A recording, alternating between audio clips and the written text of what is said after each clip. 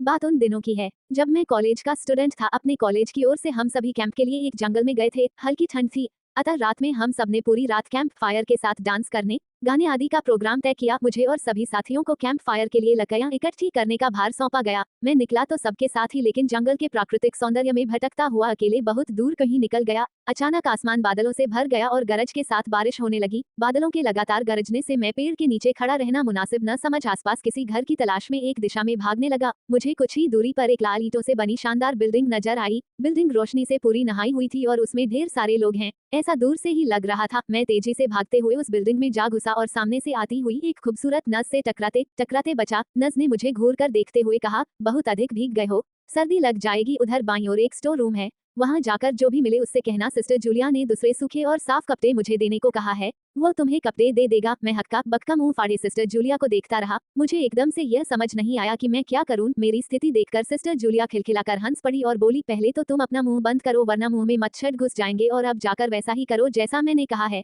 मैं हल्के से हाँ में सर हिला सिस्टर की बताई दिशा में जाने को मुड़ गया। अभी कुछ एक 10 कदम ही चला होऊंगा कि मेरे कंधे पर किसी ने हाथ रखा। मैं चौंककर पीछे मुड़ा और अपने सामने आर्मी की वर्दी में एक युवक को खड़ा मुस्कुराता पाया। मेरे चेहरे पर आश्चर्य का बादल अपना घर बना चुका था, जिसे देखते ही उस युवक को हंसी आ गई। उसने धीमे किंतु दृढ़ स्वर में कहा, मैं कैप्टन विनोद हूँ और यह हमारे देश की आर्मी का हॉस्पिटल है। कैप्टन विनोद की बातों ने मुझे आश्वस्त किया। मैं अब धीरे धीरे सामान्य हो गया और मैंने कैप्टन विनोद को सिस्टर जूलिया की कही बातें बताई। सुनकर कैप्टन विनोद के चेहरे पर रहस्यमयी मुस्कान फैल गई और वे बोले, तो सिस्टर जूलिया से भी मिल चुके जी? क्या मतलब है आपका? कुछ नहीं, चलो मैं तुम्हें सूखे कपड़े देता हूँ, चेंज कर लो, नहीं तो सच में सर्दी लग जाएगी। और मैं कैप्टन विनोद के पीछे पीछे एक बड़े से कमरे में पहुंच गया। कमरे के चारों ओर हरे रंग के पर्दे लगे हुए थे। एक और एक बड़ा सा बेड पड़ा हुआ था और उसके सामने एक सोफा था। बीच में एक टेबल था जिस पर 2 ग्लास, एक बड़ी बोतल ब्रांडी की और 1 या 2 पत्रिकाएं पड़ी हुई थी। कमरे के एक कोने में एक बड़ी सी अलमारी थी जिसमें से कैप्टन विनोद ने एक आसमानी रंग का कुर्ता पायजामा निकालकर मुझे दिया और कमरे से लगे बाथरूम की ओर इशारा किया। मैं बाथरूम से कपड़े चेंज कर जैसे ही निकलने लगा, मेरी नजर बाथरूम की एक दीवार पर पड़ी। वह खून के छींटों से भारी हुई थी।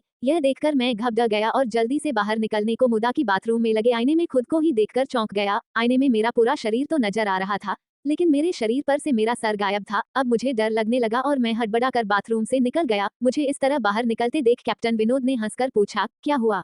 अरे हाँ, तुमने तो अब तक मुझे अपना नाम ही नहीं बताया, कहाँ जाओगे? बाहर बहुत तेज बारिश हो रही है, लेकिन तुम जाना क्यों चाहने लगे अचानक, यह मैं समझ नहीं पा रहा हूँ। कैप्टन विनोद, आपकी बाथरूम की एक दीवार पूरी खून के छींटों से भरी हुई है और आपके बाथरूम में लगा आईना भी कुछ अजीब सा है। उसमें मुझे मेरा पूरा शरीर तो दिखाई दिया, लेकिन मेरा सर ही गायब था। मैं अब बिल्कुल भी नहीं रुकूंगा, यहाँ बारिश में ही भीगता हुआ अपने कैंप तक जाऊंगा। कहते हुए मैं कमरे से बाहर जाने वाले दरवाजे की ओर बढ़ा। रुको, तभी कैप्टन विनोद की कटकती आवाज गूंजी, तो तुमने सब कुछ देख ही लिया जी? क्या मतलब है आपका?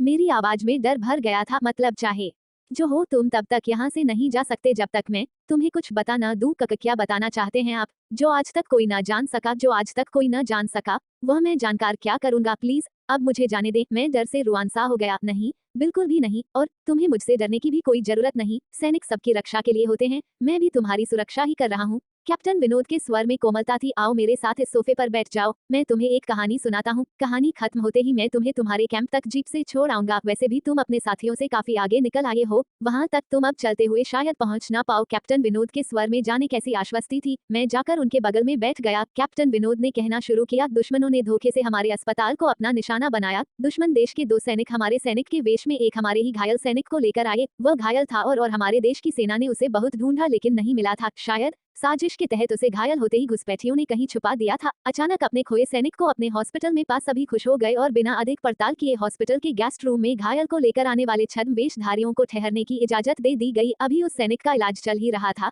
कि जोरों का ब्लास्ट हुआ और पूरा हॉस्पिटल एक पल में खंडहर में तब्दील हो गया। लेकिन हॉस्पिटल तो अपनी शानदार स्थिति में खड़ा है। मेरी बातों को अनसुना कर कैप्टन विनोद ने अपनी बात जारी रखी। कोई नहीं बचा उस ब्लास्ट में, दीवार पर पड़े खून के छींटे भी उसी ब्लास्ट में मारे गए हॉस्पिटल के कर्मचारियों के हैं। हाँ, पर यह हॉस्पिटल तो मुझे खंडहर नहीं दिखता। जवाब में कैप्टन विनोद के चेहरे पर रहस्य भरी मुस्कान फैल गई और उनका चेहरा अजीब से भावों से भर गया। मैं उनके चेहरे को देखकर अंदर से दहल गया। फिर भी मैंने हिम्मत कर पूछा, आप उस ब्लास्ट में बच कैसे गए?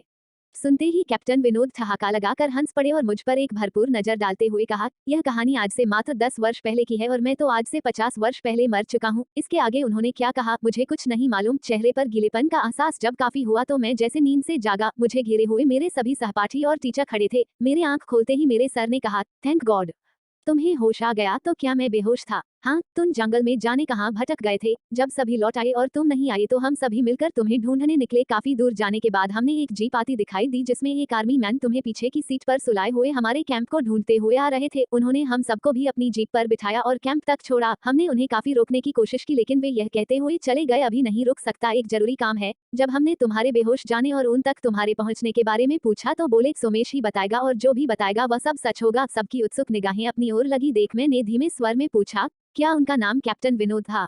सब ने हाँ में सर हिलाया। मैंने सबको उधर चलने को कहा जिधर से सबने जीप आती देखी थी। पहले तो सर तैयार नहीं हुए लेकिन मेरे बहुत कहने पर वे राजी हो गए। सुबह होते ही हम उधर की ओर गए। मैं उस जगह पर पहुंचकर गहरे आश्चर्य में डूब गया। वहां एक अधजला खंडहर था जिसके एक टूटे पत्थर पर लिखा था आर्मी हॉस्पिटल।